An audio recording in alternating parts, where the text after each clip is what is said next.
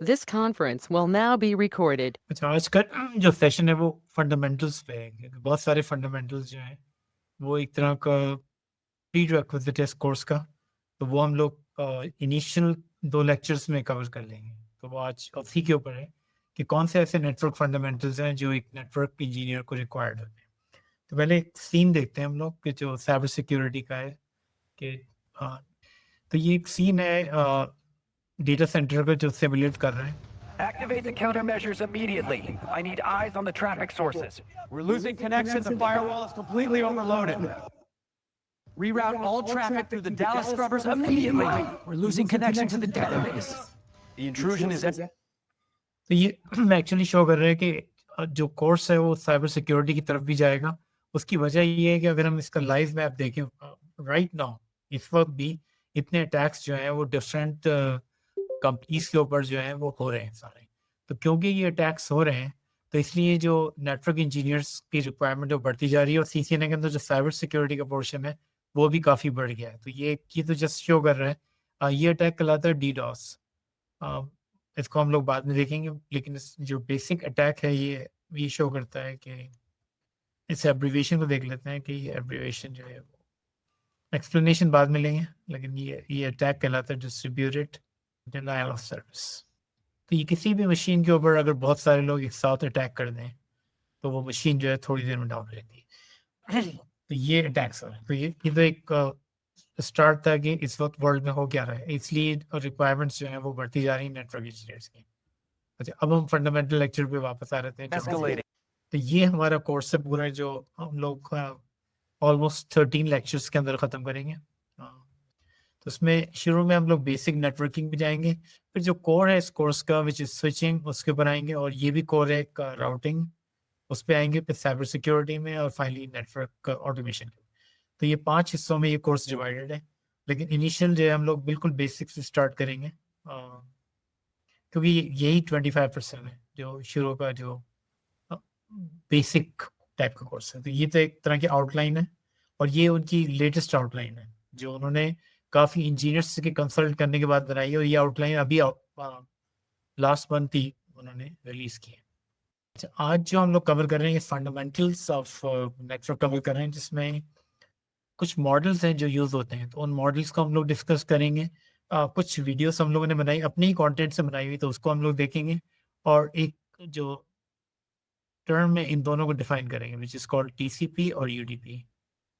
और टीसीपी जो है वो एब्रीविएशन है इस चीज़ की।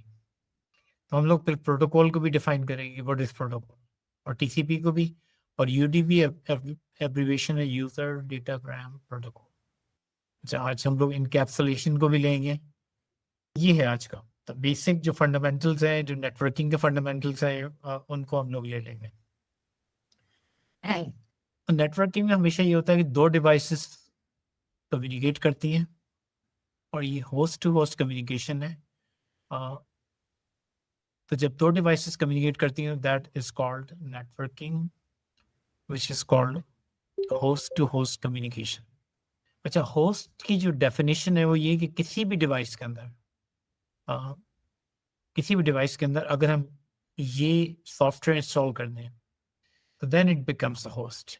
चाहे हमारा फ़ोन हो, चाहे हमारे डिवाइसेस हो, we have to install this TCP IP. तो ये आज का नहीं है, ये बहुत ही पुराना प्रोटोकॉल है। अब पहली चीज़ जो वर्ड आ रहा है प्रोटोकॉल।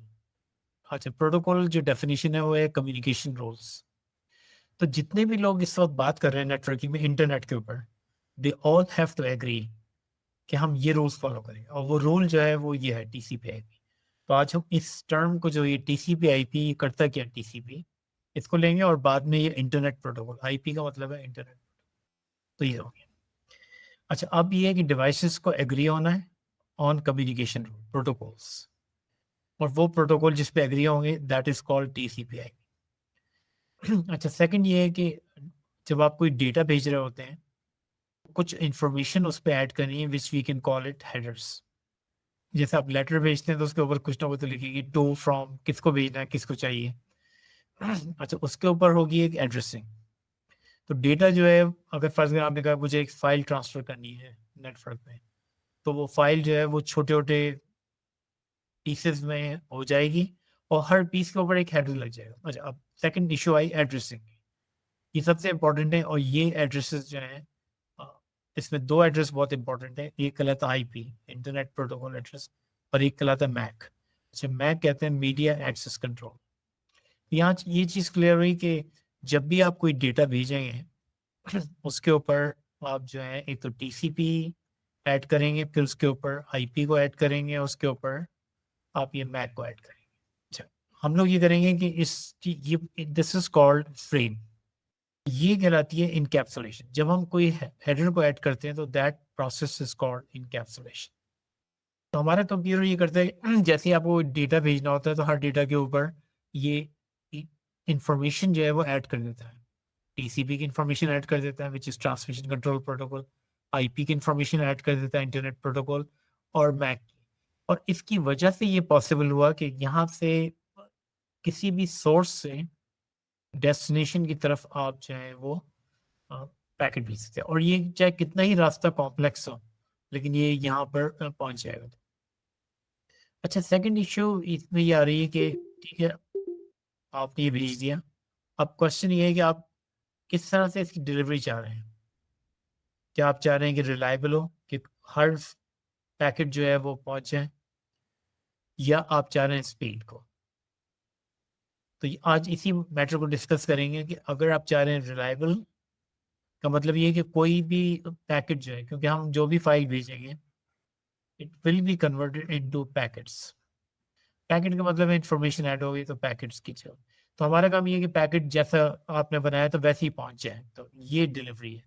तो अब यहाँ पर हम लोगों को हो गया कि अगर कोई इंफॉर्मेशन भेजेंगे तो कैसे आप डेटा के ऊपर हेडर्स को ऐड करेंगे, कौन सा कम्युनिकेशन रूल फॉलो करेंगे ताकि जिसको भेज रहे हैं वो समझ सके। फर्ज करें आप जैपनीज बोल रहे हैं तो दूसरे को भी जैपनीज बोलनी चाहिए। तो इसी तरह से ये है कि इंटरनेट का जो प्रोटोकॉल है और नेटवर्किंग का जो कम्युनिकेशन रूल है वो ये है कि हर डिवाइस को टीसीपी आईपी समझ में आना चाहिए। अगर वो नहीं समझेगा तो वो कम्युनिकेट नहीं करेगा। तो यही नेटवर्क फंडामेंटल है जिसको अभी हम लोग एक दो लेक्चर्स में ख़त्म करेंगे ताकि आपके जो बेसिक कॉन्सेप्ट्स हैं वो बिल्कुल क्लियर हो कि हाँ टीसीपी आईपी है क्या, कौन सा हेडर ऐड करता है, कौन सा एड्रेसिंग ऐड करता है। क्योंकि यही एड्रेसिंग को मैनिपुलेट करके ये जो अभी हम लोगों ने अटैक दिखाया, ये जो अटैक्स हो रहे हैं ये इन्हीं पैकेट्स को मैनिपुलेट करके अटैक हो रहे हैं। तो जिस तरह से हम लोग जब ह्यूमन कॉन्वर्जेशन करते हैं या लिखते हैं उसके अंदर ग्रामर, पंक्चुएशन, हर चीज़ जो है वो सही होनी चाहिए। इसी तरह से ये जो मशीन्स कम्युनिकेट कर रही हैं ये दे ऑल कम्युनिकेशन जो है गवर्न बाय प्रोटोकॉल्स। तो ये वर्ड बार बार आएगा और बेसिकली प्रोटोकॉल का मतलब ये है कि एग्रीड अपॉन। सारे जो डिवाइसेस हैं जो कम्युनिकेट करना चाह रही हैं they have agreed upon rules कि किस तरह से डेटा फॉर्मेट होगा, सेंड होगा, रिसीव्ड होगा। ये रूल्स बना दिए गए हैं, वो रूल्स हम लोग समझ लेंगे।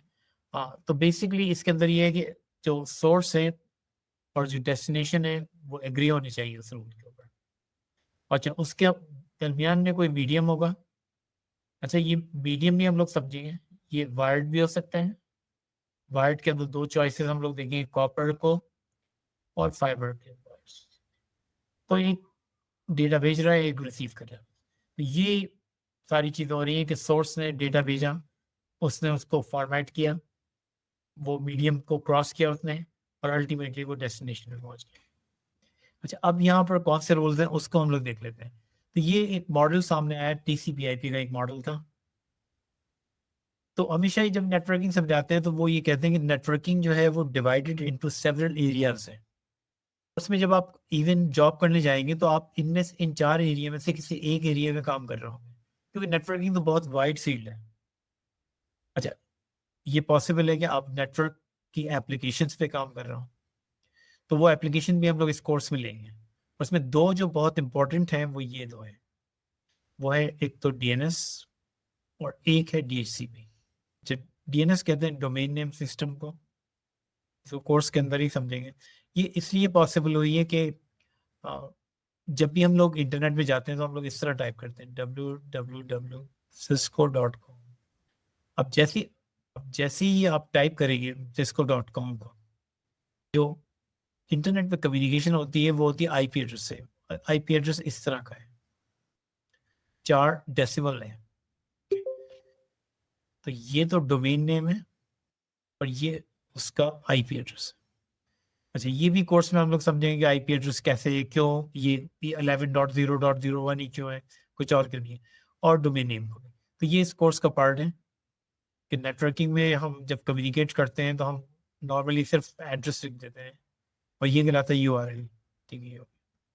अच्छा, दूसरा जो डीएचसीपी को भी स्टडी करेंगे इस कोर्स में, ये है डायनामिक होस्ट कॉन्फ़िगरेशन प्रोटोकॉल। अच्छा, ये कह रहा है कि जब भी कोई डिवाइस आप ऑन करेंगे इंटरनेट पर, नेटवर्क पे, तो उसका आईपी एड्रेस होना चाहिए। अब आईपी एड्रेस जो है वो समथिंग लाइक दिस। घर में जब आप फोन को ऑन करेंगे तो उसको फौरन आईपी एड्रेस मिलेगा। तो ये कौन देगा? तो ये देगा कोई ना कोई आपके नेटवर्क पे होगा डीएचसीपी सर्वर। हमारे घर में नॉर्मली एक राउटर लगा होता है जो सर्विस प्रोवाइडर से कनेक्ट होता है, उसके अंदर ही राउटर होता है, वो आपको ये एड्रेस असाइन कर देता है। तो हमें जब किसी भी नेटवर्क में जाएंगे तो हमें थोड़ी बहुत जो समझ होनी चाहिए वो डीएचसीपी सर्वर की होनी चाहिए कि वो किस तरह से हर डिवाइस को आईपी एड्रेस जो है असाइन करता है और वो कौन से प्रॉब्लम फेस करेगा नेटवर्क में, और आपका काम है उसको कॉन्फ़िगर करना और उसको ट्रबल शूट करना। अच्छा, एप्लीकेशन लेयर इसलिए आसान है कि आप रिमोटली इस पे काम कर सकते हैं। अच्छा, यही लेयर सबसे इंपॉर्टेंट हो रही है। एक ज़माने में थी जो नीचे वाली लेयर है वो फिजिकल लेयर है, एक ज़माने में ये इंपॉर्टेंट होती थी, पर अब ये वाली लेयर इतनी इंपॉर्टेंट नहीं जितनी एप्लीकेशन लेयर है। और इस एप्लीकेशन लेयर को आप रिमोटली भी मैनेज कर सकते हैं। और अच्छा, यहाँ पर आती है जो आज के पोर्शन है वो है टीसीपी और यूडीपी। ये हैं क्या और ये किस तरह काम करते हैं? यहाँ पर काम करती है आपकी साइबर सिक्योरिटी, यहाँ पर आपका काम करता है राउटर जो इस कोर्स का पार्ट है, और यहाँ पर आपका काम करता है स्विच। तो यही कोर्स के सारे पोर्शंस हैं। अच्छा, अब कुछ लोग जो है एप्लीकेशन में काम करेंगे, कुछ लोग साइबर सिक्योरिटी में काम करेंगे, कुछ लोग राउटर की कॉन्फ़िगरेशन करेंगे, कुछ लोग स्विच की कॉन्फ़िगरेशन करेंगे। तो ये एरियाज हैं। अगर आप कोई आपसे पूछे कि आप कहाँ काम कर रहे हैं तो आप कहेंगे मैं एप्लीकेशन लेयर पे काम कर रहा हूँ। अच्छा, जब ट्रबल शूट करेंगे हमेशा, तो आप हमेशा ट्रबल शूट यहाँ से करेंगे। पहले इस फर्ज कर आपके घर में आप इंटरनेट पे नहीं जा पा रहे हैं, सबसे पहला काम आप ये देखेंगे कि जो आपका राउटर है उसमें पावर आ रही है नहीं आ रही। तो you always start from here और फिर आप ऊपर जाते हैं। तो इसलिए इन चीज़ों को डिवाइड किया हुआ है, और ये डिफरेंट वेंडर्स की हो सकती है, एक वेंडर भी जरूरी नहीं है, डिफरेंट वेंडर्स डिफरेंट काम करते हैं। तो ये मॉडल कहलाता था TCP/IP model.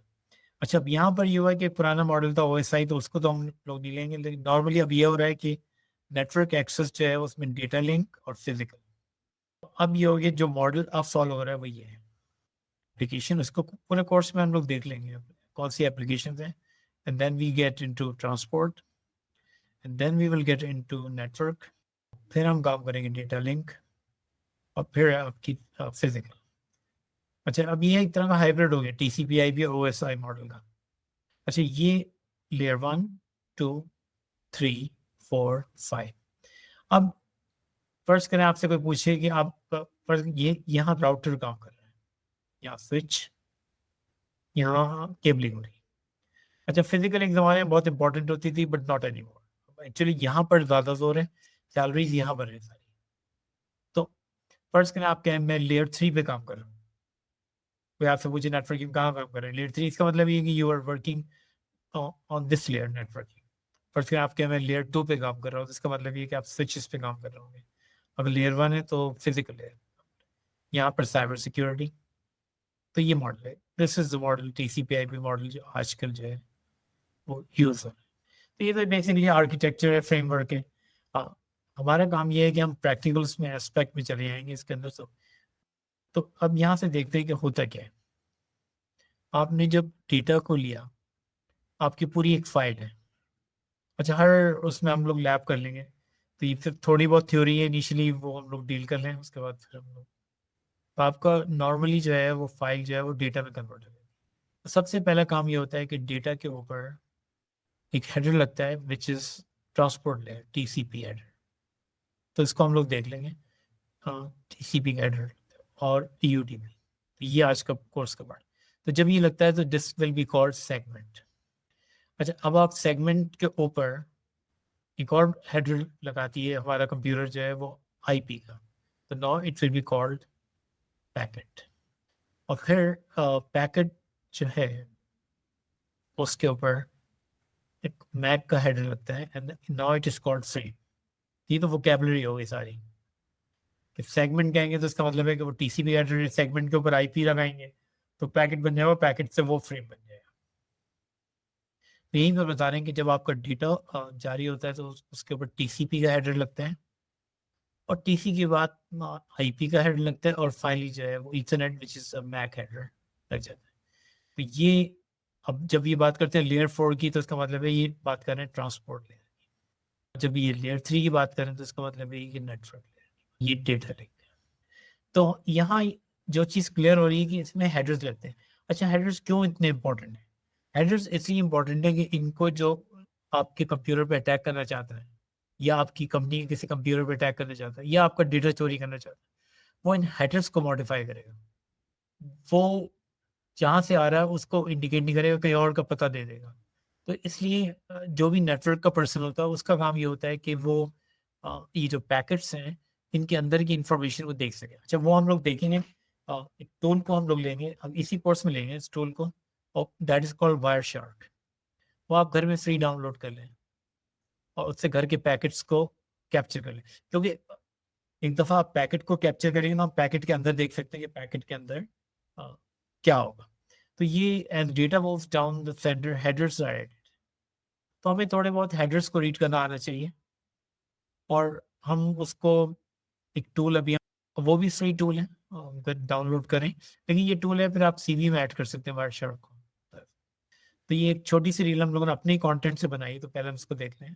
How does data encapsulation route messages across the internet?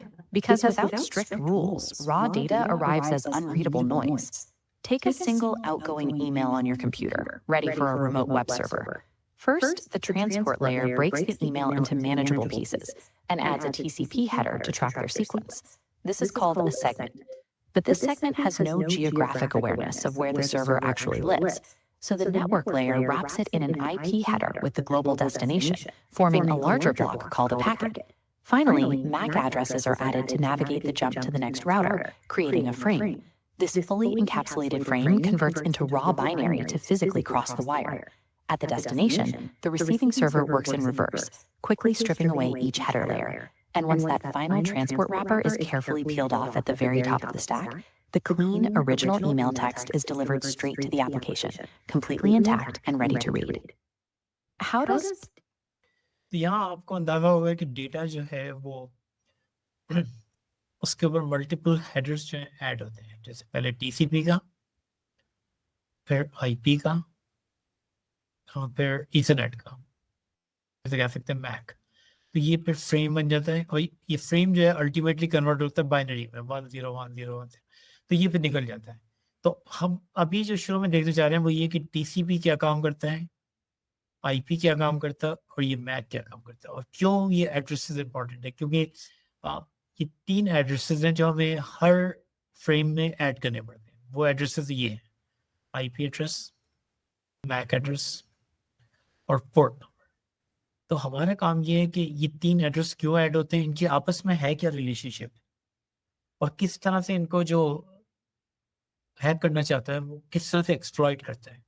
तो ये बेसिक नेटवर्क फंडामेंटल है कि 3 एड्रेसेस पूरे नेटवर्क में रोल प्ले करते हैं। तो इनको ही हम लोग समझेंगे कि मैक एड्रेस क्या करता है। और आपका भी काम ये है कि अगर हम पैकेट को कैप्चर कर लें तो हम लोग देख लें उसके अंदर कि कहाँ पर मैक एड्रेस है, कहाँ पर आईपी एड्रेस है और कहाँ पर जो है वो पोर्ट नंबर। तो डेटा जो है वो पहले सेगमेंट बनता है। सेगमेंट कैसे बनता है, जब उस पर ट्रांसपोर्ट हेडर जो है ऐड होता है, विच इज ईदर टीसीपी या यूडीपी।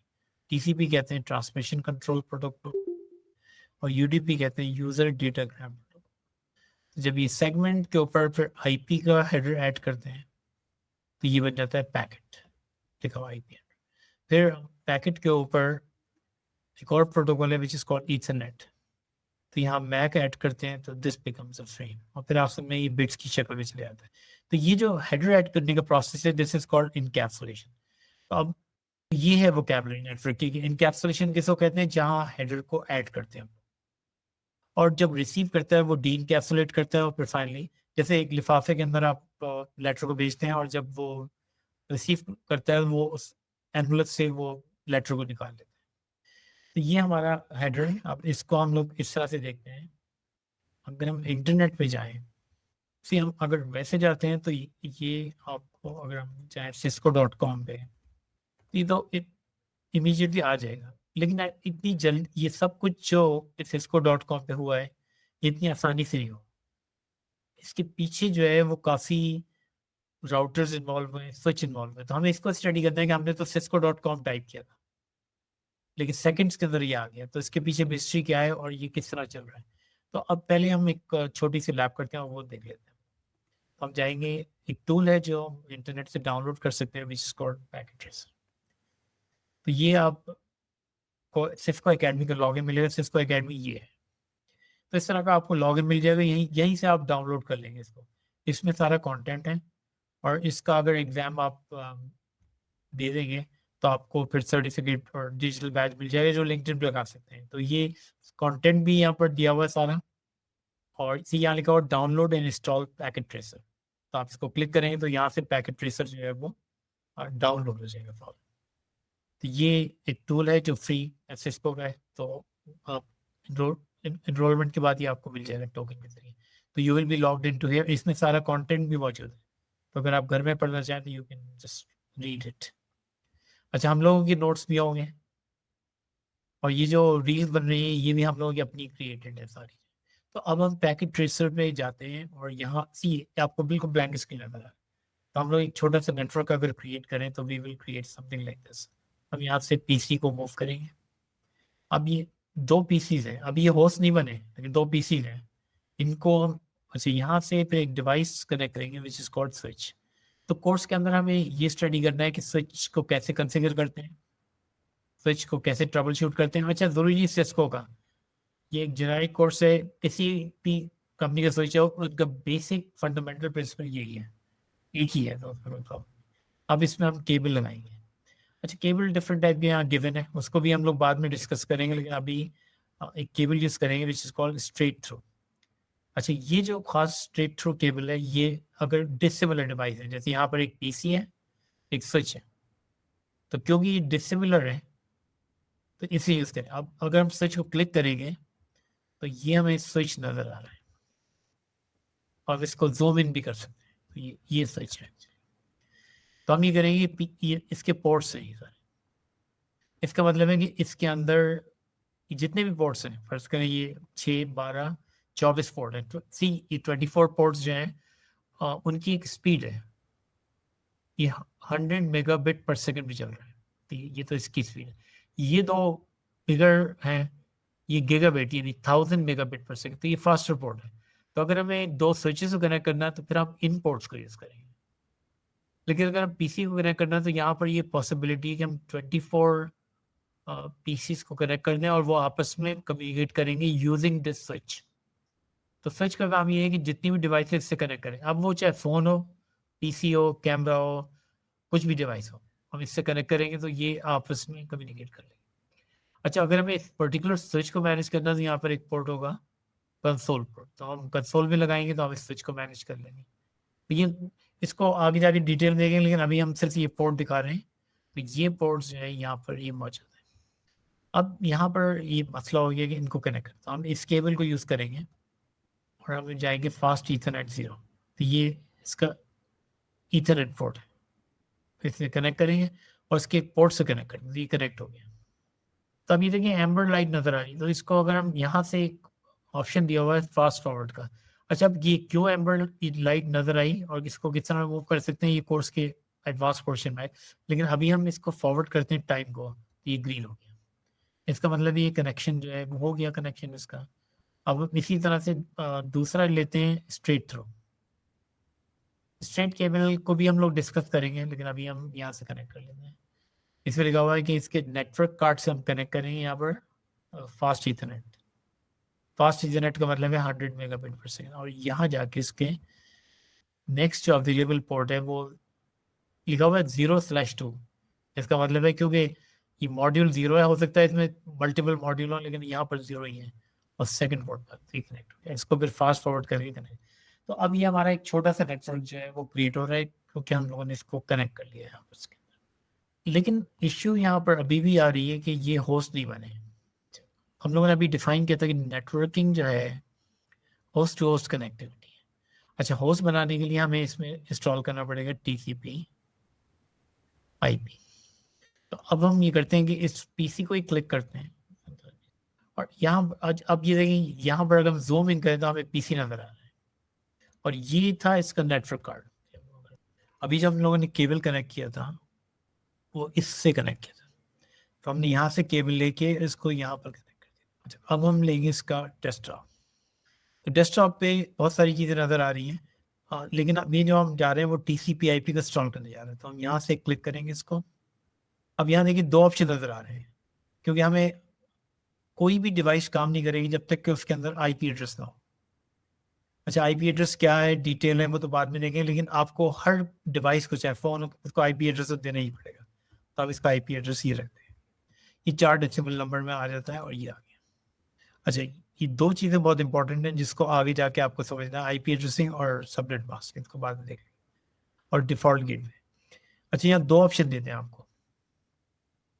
अगर आप चाह रहे हैं कि ऑटोमेटिक लें तो यहाँ ये ऑप्शन कह रहे हैं कि ये जो IP एड्रेस हमने असाइन किया था ये स्टैटिक भी हो सकता है, और अगर हम चाहें तो इसको यहाँ भी क्लिक कर देंगे तो ये ऑटोमेटिक लेगा, लेकिन हम इसको खुद ही दे देंगे।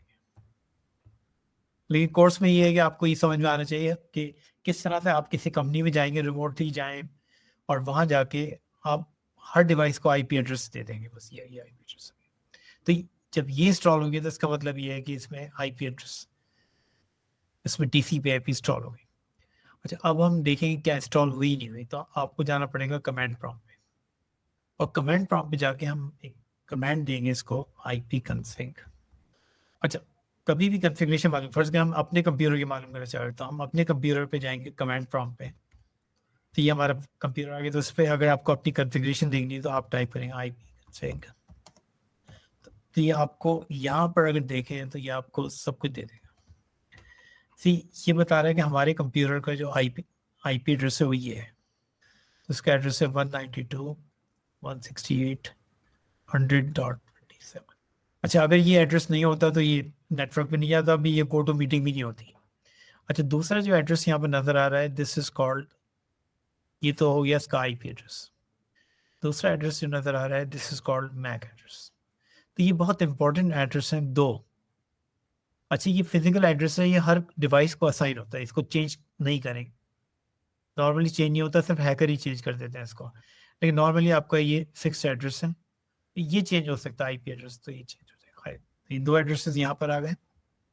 इसको डिटेल में हम लोग आगे जाके लेंगे, अभी तो हम सिर्फ एक छोटी सी लैब दिखा रहे थे। अच्छा, यहाँ पर इसका जो IP एड्रेस है वही नज़र आ रहा है, यहाँ पर ये है IP एड्रेस, और ये इसका मैक एड्रेस। तो एक तो आपको मालूम होना चाहिए कि अगर कोई आपसे कहे कि आप कंप्यूटर में जाएं और अपनी कॉन्फ़िगरेशन देखें, तो ये सबसे इम्पोर्टेंट कमांड ये है, IP config फॉर डिटेल। ये आपको बता देगी कि आपका मैक एड्रेस क्या है और आपका IP एड्रेस क्या है। अच्छा, अब हम दूसरे PC को भी कॉन्फ़िगर कर देते हैं, यहाँ डेस्कटॉप पे जाते हैं और उसके IP config लिख देते हैं। अच्छा, अब हमारा नेटवर्क ऑन हो गया बिकॉज क्योंकि हमने इसमें भी कॉन्फ़िगरेशन कर दिया, दोनों की कॉन्फ़िगरेशन जो है वो आप कंप्लीट हो गई। अब हम इसकी कमांड प्रॉम्प्ट पे जाएंगे। ये अगर आप चेक करना चाह रहे हैं कि ये दोनों कंप्यूटर आपस में कनेक्टेड है तो नहीं, तो इस तरह से यहाँ पर एक ये हुआ है। अब जो पहला कंप्यूटर हम लोगों ने लिया था उसको हम लोगों ने IP एड्रेस दिया 10.0.01। दूसरे कंप्यूटर को हम लोगों ने IP एड्रेस दिया 10.0.02। इसको हम लोगों ने कनेक्ट किया स्विच के ऊपर। अब ये देखना चाह रहे हैं कि क्या ये आपस में बात कर सकते हैं, नहीं कर सकते, तो उसके लिए हम लोगों ने कमांड यूज़ की पिंग। तो ये आपस में इन्होंने 4 पैकेट्स भेजे, ये 4 पैकेट्स गए, ये गए और आए, तो ये गए होंगे यहाँ पर, फिर वापस आ गए। तो इससे हमें अंदाज़ा हुआ कि ये दोनों कंप्यूटर अब आपस में नेटवर्क में कनेक्ट हो गए। अच्छा, अब ये भी क्योंकि जब इसको IP एड्रेस असाइन किया तो ये होस्ट बन गया, जब इसको असाइन किया तो ये होस्ट बन गया। तो ये तो एक छोटा सा सिनेरियो लैब को दिखाना था। आगे जाके हम लोग IP एड्रेसिंग भी समझेंगे और इसमें जो सबनेटिंग मास्क और मैक एड्रेस। अभी सिर्फ ये दिखाना था कि हम लोग ये टूल यूज़ करेंगे पैकेट ट्रेसर, और ये टूल आप डाउनलोड कर सकते हैं। और जो भी लैब है, क्योंकि वीडियो आपको सारे मिलेंगे रिकॉर्डेड, तो उसको देख के बस ये प्रैक्टिस कर लें। छोटी छोटी लैब्स हैं, इनको प्रैक्टिस कर लें। तो यहाँ पर ये आपकी एप्लीकेशन ले रहे हैं ट्रांसपोर्ट, जिसमें हमें डिसाइड करना है कि कोई भी आपका डेटा जो जा रहा है, हमें जो फैसला करना है कि हम इसके ऊपर या टीसीपी लगाएं या यूडीपी। तो हम यहाँ पर फर्स्ट करें हमने टीसीपी लगा लिया, तो ये बन गया सेगमेंट। फिर जो भी सेगमेंट बनेगा उसके ऊपर एक और हेडर लगेगा विच इज कॉल्ड आईपी। तो फिर ये बन जाएगा पैकेट। और जब ये पैकेट बन गया तो फाइनली जो है हम इसके ऊपर हमारे दो चॉइसेस आएंगी, या तो हम वायरलेस लैन लेंगे, नॉर्मली घर में वायरलेस ही होता है, या हम वायर्ड लेंगे ईथरनेट। अच्छा, ईथरनेट का वर्ड आ रहा है तो उसको भी हम लोग देख लेंगे अभी। यहाँ पर हम लगाएंगे ईथरनेट, तो ये बन जाएगा फ्रेम, और फिर बाइनरी की शक्ल भी ये निकल जाएगा। तो ये हमारी लेयर्स हैं, एप्लीकेशन, ट्रांसपोर्ट, इंटरनेट। क्योंकि If you connect two computers together, they cannot communicate until they strictly agree on established rules for formatting and transmitting data. To make sense of the millions of complex, simultaneous rules governing these connections, IT professionals heavily use layered conceptual models. But if you look at how the networking industry operates, you immediately face a dilemma. The industry relies on two entirely different networking models to do the exact same job. Understanding exactly why both of these frameworks exist and where they apply is the first crucial step to mastering network troubleshooting. First, there is the Open Systems Interconnection, or OSI model. This is the 7-layer theoretical framework found in nearly every academic textbook and certification exam. Second, there is the TCP/IP model. This is the streamlined 4-layer practical implementation that the actual modern internet runs on. This creates immediate friction for network engineers. Students are forced to memorize the 7-layer OSI model to pass their exams, only to discover that every live server they configure strictly uses the 4-layer TCP/IP framework. Relying solely on the 7-layer model creates academic overhead. It forces you to distinguish between managing a session and presenting data, even though modern software protocols handle both tasks simultaneously. Conversely, relying solely on the 4-layer model sacrifices the precise vocabulary needed for granular hardware troubleshooting. It groups everything from physical copper cables to logical switching decisions into one broad category. Neither model is wrong. Each serves a drastically different purpose, depending on whether you are analyzing a theory in a classroom or fixing a live server in a data center. This chart aligns the 7-layer OSI model next to the 4-layer TCP/IP model. OSI divides application, presentation, and session functions. TCP/IP merges them into one application layer. Similarly, TCP/IP combines physical and data link layers into network access, perfectly aligning with modern protocols. Even OSI's rigid separation is still heavily preferred for hardware diagnostics. When a live network connection drops, network engineers need precise terms to isolate a severed physical cable from a local addressing error. The middle two layers, transport and network, remain functionally identical and critically important across both models. The OSI model provides highly granular diagnostic vocabulary. The TCP/IP model provides a functional, streamlined roadmap. Zooming in on the transport layer within the TCP/IP stack, network engineers are forced to choose between two primary data delivery methods. The first is TCP, a stateful, connection-oriented method. It actively guarantees data delivery and ensures all segments arrive in the correct sequential order. TCP manages this by explicitly acknowledging every piece of received data. If a segment is lost in transit, TCP automatically retransmits it. The core trade-off here is latency. TCP's highly robust error-checking mechanisms and constant back-and-forth acknowledgements introduce a significant amount of bandwidth overhead. If speed is the priority, engineers use UDP instead. This lightweight transport protocol intentionally sacrifices guaranteed delivery and error checking to maximize raw throughput. Critical functions like web browsing or secure file transfers demand the absolute reliability of TCP. Real-time applications where a dropped frame is better than a delayed frame, like live streaming, rely on the raw speed of UDP. Regardless of the specific transport protocol chosen, data physically moves through the TCP/IP stack using a layered packaging process called encapsulation. This diagram shows the sequential wrapping process. The original user data is packaged into a TCP segment, enveloped into an IP packet, and finally sealed within an Ethernet frame. This encapsulation process tracks distinct addressing schemes at each layer, starting with global IP addresses. This network path illustrates that IP addresses are completely static from sender to destination. This contrasts sharply with MAC addressing at the local data link layer. Looking at the L2 blocks, MAC addresses change completely at अच्छा, यहाँ पर जो चीज़ introduce हो रही है वो ये हो रही है कि कोई भी अगर डेटा हम लोग भेजेंगे तो हमारे पास दो चॉइसेस आएंगे, इधर यूज TCP और UDP। अच्छा, अगर आपको रिलायबिलिटी चाहिए तो TCP। रिलायबिलिटी का मतलब ये है कि फर्स्ट करें डेटा के ये पैकेट्स हैं 1 2 3 4, तो TCP मेक श्योर करेगा कि 1 भी डिलीवर हो जाए, 2 भी हो जाए, 3 भी हो जाए, 4 भी हो जाए। अगर इनमें से कोई भी मिस हो गया तो TCP रीट्रांसमिट कर देगा। अच्छा, जब भी हम अपनी फाइल डाउनलोड करते हैं तो क्वेश्चन यहाँ पर ये आता है कि हम TCP यूज़ करेंगे या UDP। अच्छा, UDP कहता है कि ये बिलीव करता है फास्ट के ऊपर। अगर कोई पैकेट इसमें ड्रॉप हो जाए तो UDP कहता है कि उसकी फिक्र नहीं करें, लेट्स मूव ऑन। लेकिन TCP कहता है कि मेरे लिए हर पैकेट बहुत इंपॉर्टेंट है, अगर उनमें से एक भी पैकेट डेस्टिनेशन में नहीं पहुंचे तो मैं रीट्रांसमिट करूँगा।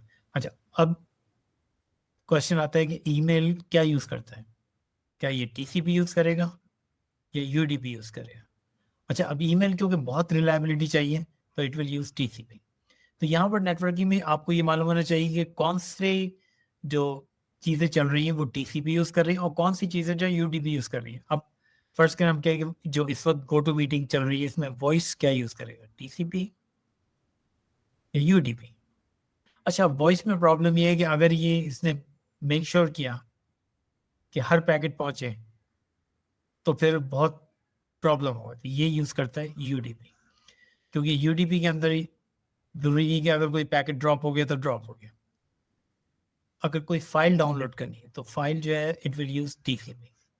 तो हमें बस ये मालूम होना चाहिए कि किस टाइप की कम्युनिकेशन को TCP चाहिए और किस टाइप की कम्युनिकेशन को UDP चाहिए। अच्छा, ये हमारी भी चॉइस नहीं है, बस हमें ये मालूम होना चाहिए कि जो पैकेट हम देख रहे हैं उसमें TCP के अंदर ज़्यादा इन्फॉर्मेशन होगी और UDP के अंदर जो है कम इन्फॉर्मेशन होगी। हमारे पास कोई बटन नहीं है कि हम दबाएंगे आज जो है वो पैकेट जो है वो TCP के अंदर चलेगा या UDP के अंदर जो है वो चलेगा। ये हमारे पास दो है। अगर हमें सेफ ऑर्डर्ड गारंटीज डिलीवरी चाहिए तो वी विल यूज TCP। अच्छा, ये डिपेंड करता है एप्लीकेशन पे, जितने भी एप्लीकेशन लिखी होगी वो डिसाइड करेगा कि इट शुड यूज TCP और UDP। अच्छा, UDP ये कहता है कि फास्ट होना चाहिए, जल्दी पैकेट पहुंचना चाहिए, ये कनेक्शन स्टैब्लिश नहीं करेगा। अब फर्स्ट करें आप किसी को फ़ोन पे बात कर रहे हैं तो क्योंकि आप कनेक्शन स्टैब्लिश करेंगे that is like a TCP connection.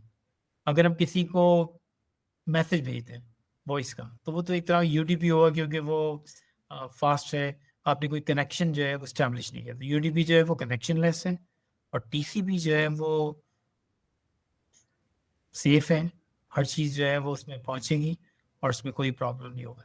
तो ये एक डिफरेंस है जो किसी भी नेटवर्किंग पर्सन को आना चाहिए। तो सवाल यहाँ पर ये है कि एप्लीकेशन जो है, एक एप्लीकेशन जो है वो कनेक्ट करना चाह रही है दूसरी एप्लीकेशन से, ऐप टू से। अच्छा, अब ये कनेक्शन जो है अगर वो कनेक्शन स्टैब्लिश करेंगे तो ये TCP है, अगर कनेक्शन नहीं स्टैब्लिश करती तो UDP है। तो जब भी हम लोग ईमेल यूज़ करेंगे वो TCP यूज़ करेगा, जब भी हम कोई वॉइस की चीज़ यूज़ करेंगे वो UDP यूज़ करेगा। तो TCP कहते हैं ट्रांसमिशन कंट्रोल प्रोटोकॉल और UDP कहते हैं यूज़र डेटाग्राम। इसमें डिलीवरी जो है वो गारंटीड है और इस तरह गारंटीड है कि जब दो एप्लीकेशन आपस में भेजेगी, फर्स्ट करें इसने कोई पैकेट भेजा, 1 ने 2 को पैकेट भेजा, अब ये 1 2 से कह रहा है कि जो भी पैकेट मिले उसकी मुझे एक्नॉलेजमेंट भेजो। तो फर्स्ट करें इस तरह से, अब आपके कंप्यूटर पे एक विंडो है इसमें ये डेटा भेजना, अगर ये कंप्यूटर इसको भेज रहा है और सबसे पहले ये अपना कनेक्शन इस्टेब्लिश करेगा तो ये TCP का तरीका ये होगा कि वो कनेक्शन बनाएगा। जैसे आप फ़ोन पे कहते हैं हेलो हेलो, तो ये बिल्कुल वो कनेक्शन बनाएगा और फिर अपनी डेटा जो है वो भेजना शुरू करेगा और ये कहेगा 1 2 3 4 हर एक पे नंबरिंग कर देगा। और ये कह रहा है कि अगर तुम्हें ये सारे पैकेट्स 4 मिल जाएं तो मुझे ये सिर्फ ये कह दो कि अब मुझे 5th चाहिए। जब ये कहेगा मुझे 5th चाहिए, इसका मतलब है 1 2 3 4 उसको मिल गए हैं। तो इस तरह से इसको कंफर्म हो जाएगा कि मिल गए। फर्स्ट करें ये पैकेट ड्रॉप हो गया तो ये कहेगा ठीक है मुझे 3 भेज दो।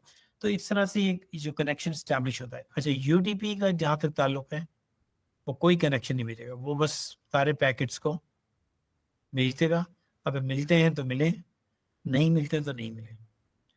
तो ये देखा जाए तो ये जैसे कहते हैं नहीं तमीज़दार, ये बिल्कुल वैसा है कि हर चीज़ को प्रॉपर करेगा, कनेक्शन बनाएगा, हर पैकेट की एक्नॉलेजमेंट लेगा। यूडीपी को इसकी फिक्र नहीं है, वो कहता है कि बस मैं भेज देता हूँ पैकेट, मेरे लिए स्पीड बहुत ज़्यादा इंपॉर्टेंट है, तो वो उस मामले को इस तरह से डील करेगा। तो ये बेसिकली सेगमेंट्स को ऑर्डर करेगा। फर्स्ट आपने भेजा 1 2 3 4 उसको इसके अंदर अगर आउट ऑफ ऑर्डर भी आ जाए तो कोई फिक्र नहीं। तो यहाँ पर ये बता रहे हैं कि अगर कोई आपसे पूछे कि वेब सर्वर जैसे अभी हम लोग cisco.com पे गए तो क्या वो टीसीपी यूज़ कर रहा है या यूडीपी, तो आपको जवाब होना चाहिए टीसीपी।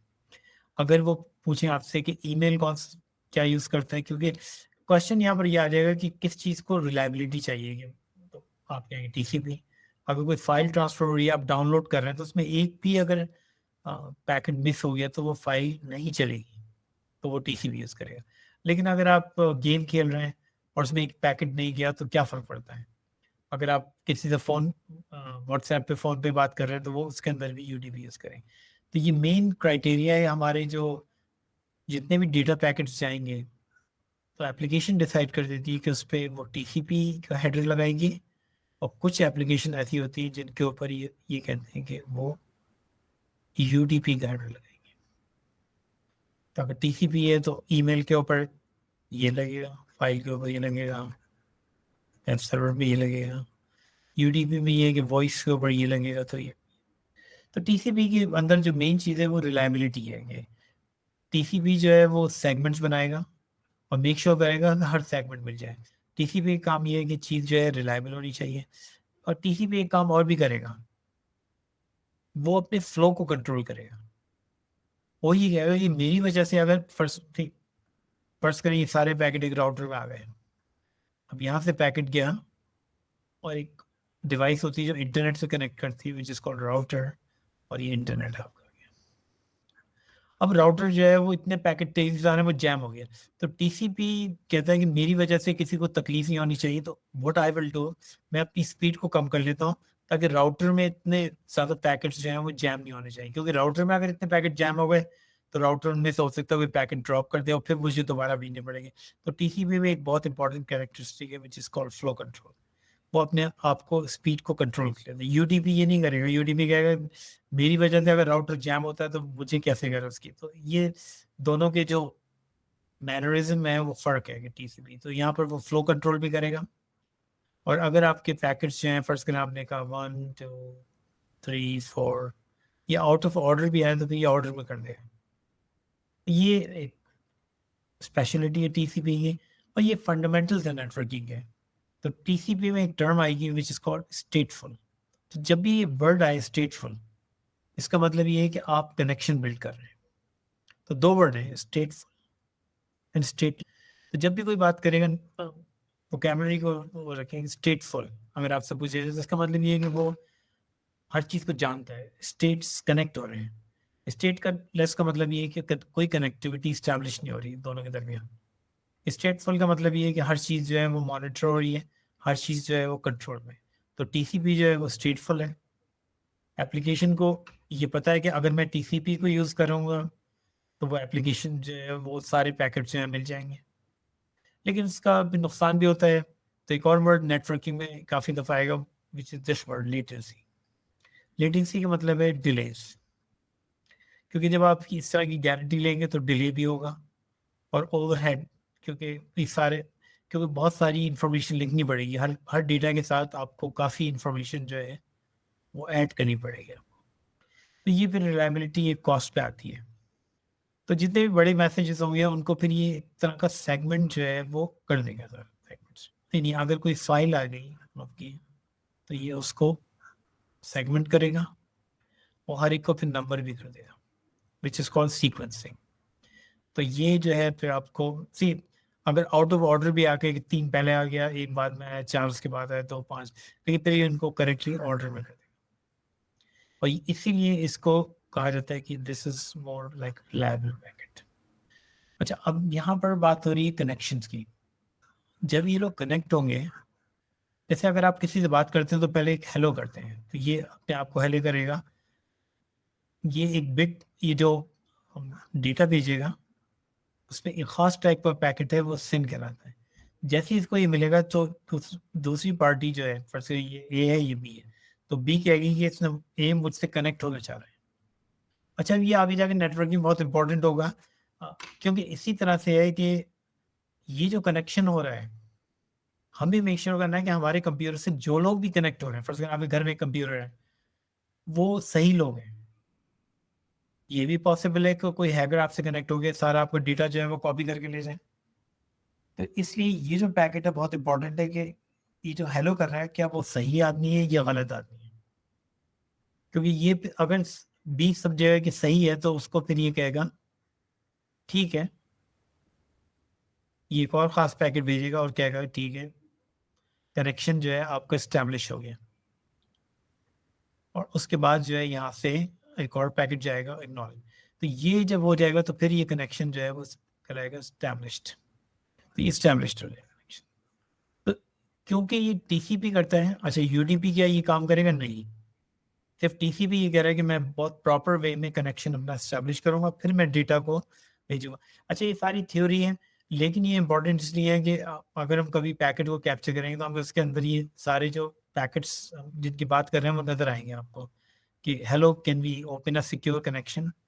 तो क्लाइंट जो है वो पहले ये सिन भेजेगा, बस कहेगा कि क्या मैं कनेक्शन आपके कंप्यूटर से कर दूंगा। अच्छा, इसीलिए हमें ज़रूरी है कि सिर्फ हम उन एप्लीकेशन से कनेक्ट हो जो किसी गलत इरादे से ना आए। सही है, तो ये फिर उसको रिप्लाई करेगा या आई एम रेडी, और उसके बाद एक्नॉलेज करेगा और ये कनेक्शन जो है वो स्टैब्लिश कर देगा। अब हम देखते हैं कोई कमांड को, देखते हैं हम लोग अपने कंप्यूटर पे जाके। अच्छा, अब जब हम ये कमांड टाइप करेंगे, फर्स्ट हमने कहा कि नेट स्टैट -a, तो ये शो करेगा आपको बहुत सारे कनेक्शन जो आपके कंप्यूटर के ऊपर इस वक्त चल रहे हैं। ठीक, जहाँ लिखा होगा स्टैब्लिश्ड, इसका मतलब है उसने कनेक्शन जो है वो इस्टेब्लिश कर लिया है आपके साथ। अब ये जितने भी प्रोग्राम चल रहे हैं, हम ज़ाहिर बात है इनमें से आप ये हमें पता नहीं कि कौन से सही प्रोग्राम है, कौन सा गलत प्रोग्राम है, लेकिन ये सारे कनेक्ट हो रहे हैं एक दूसरे से। तो जहाँ भी लिखा होगा इस्टेब्लिश्ड, इसका मतलब ये है कि वो आपका कनेक्शन जो है वो इस्टेब्लिश हो गया। और उसके लिए जो कमांड यूज़ होती है वो कहलाती है netstat -a। Active connection से लिखा हुआ है एक्टिव कनेक्शन, तो ये फिर आपको शो कर रही है कि कौन से जो है वो आपके कंप्यूटर में इस्टेब्लिश हो गए। अब हमारा काम ये है कि, क्योंकि अगर फर्स्ट करें, हम सिर्फ एक एग्जाम्पल देते हैं इस तरह से हो सकता है। ये आपका पूरा नेटवर्क है, जैसे हम लोग कहेंगे लोकल एरिया नेटवर्क। तो ये आपका इंटरनेट है। अब यहाँ से एक कंप्यूटर पे कनेक्शन ले लिया फर्स्ट PC A के, और यहाँ से जिसने कनेक्शन लिया वो कोई हैकर है, उसको हम लोग कहेंगे कमांड एंड कंट्रोल सर्वर। अच्छा, आप इसकी वेबसाइट पे गए और आपने वेबसाइट से ही डाउनलोड कर लिया, तो फिर आपके कंप्यूटर में दाखिल हो गया what we call it malware, malicious software. तो वो कहते नहीं एक मछली सारे तालाब को गंदा करती, यही होगा। अब ये मैलवेयर जो है जब दाखिल होगा तो यहाँ जितने कंप्यूटर्स हैं वो कोशिश करेगा कि सब के ऊपर मैलवेयर दाखिल कर दे। तो अगर एक कंप्यूटर ने गलती कर दी और एक कनेक्शन स्टैब्लिश कर लिया किसी भी मैलिशियस वेबसाइट से, तो वो फिर ये जो मैलवेयर है फिर ये कहलाएगा बॉट, क्योंकि उसके कंट्रोल में आ गया। फर्स्ट में आपने अपने फ़ोन से किसी साइट पे डाउनलोड कर लिया, तो आपका कंप्यूटर भी फ़ोन जो है बॉट बन गया। अच्छा, ये भी उसने इसको भी बॉट बना दिया, फिर इसको भी बॉट बना दिया, पूरा नेटवर्क जो है वो बॉट नेट हो गया।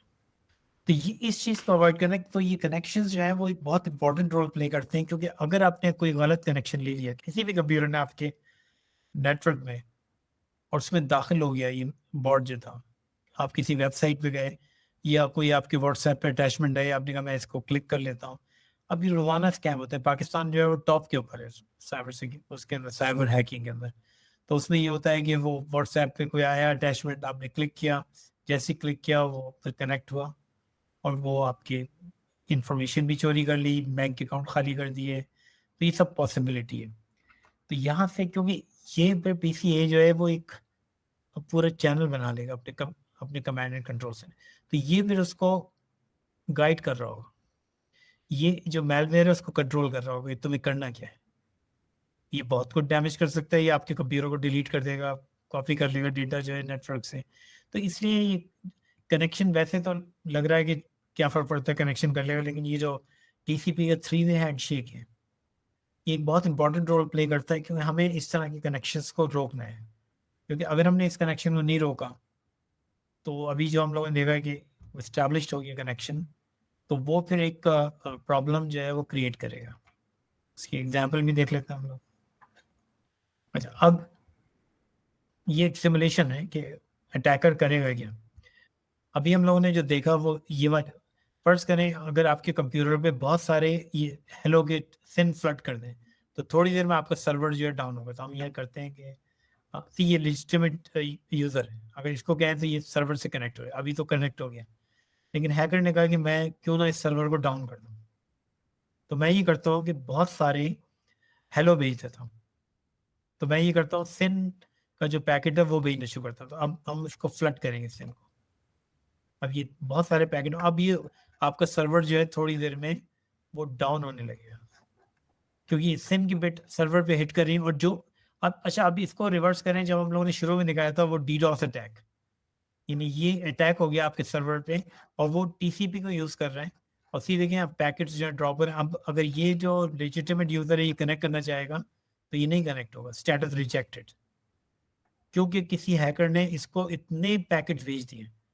एंड दैट इज कॉल्ड, जहाँ से हम लोगों ने ये पूरा लेक्चर शुरू किया था, वो था डिनाइल ऑफ सर्विस।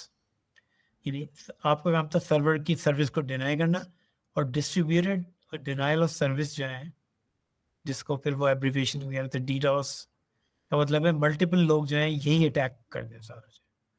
अच्छा, ये भी हम लोगों ने देखा शुरू में जो वो दिखा रहे थे कि इस वक्त राइट नाउ इस वक्त भी इतने अटैक्स जो हैं पूरी दुनिया के अंदर हो रहे हैं। वो हम दोबारा देखते हैं कि वो साइट अगर ऑन है ये, तो ये देखेंगे राइट नाउ जो है यहाँ पर अगर हम देखें साइट में, राइट नाउ ये वाले अटैक्स जो हैं राइट नाउ चल रहे हैं इस वक्त अटैक्स, और ये बिल्कुल रियल टाइप पिक्चर दे रहा है इस साइट पे horizon.net।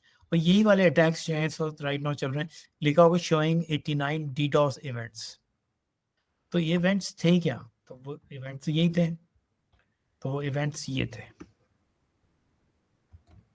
तो अगर हम इसको स्टॉप कर दें तो ये फिर सब चीज़ें रुक जाएंगी, लेकिन अगर हम फिर करेंगे तो इस सर्वर को थोड़ी देर में डाउन कर देगा। तो आज के लिए इतना ही, क्योंकि थोड़ा बहुत कॉम्प्लिकेटेड हो गया, लेकिन एक्चुअली ये सिर्फ थ्योरीज हैं।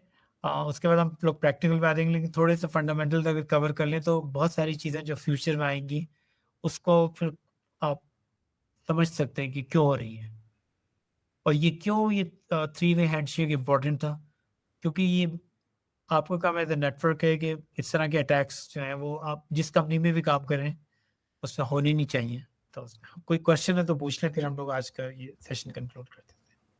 सर ये जो TCP IP है ये क्या कहते हैं, जो रिलायबल कनेक्शन के तौर पर इसको यूज़ किया जाता है, और UDP जो है अनरिलायबल कनेक्शन के तौर पे इस्तेमाल किया जाता है।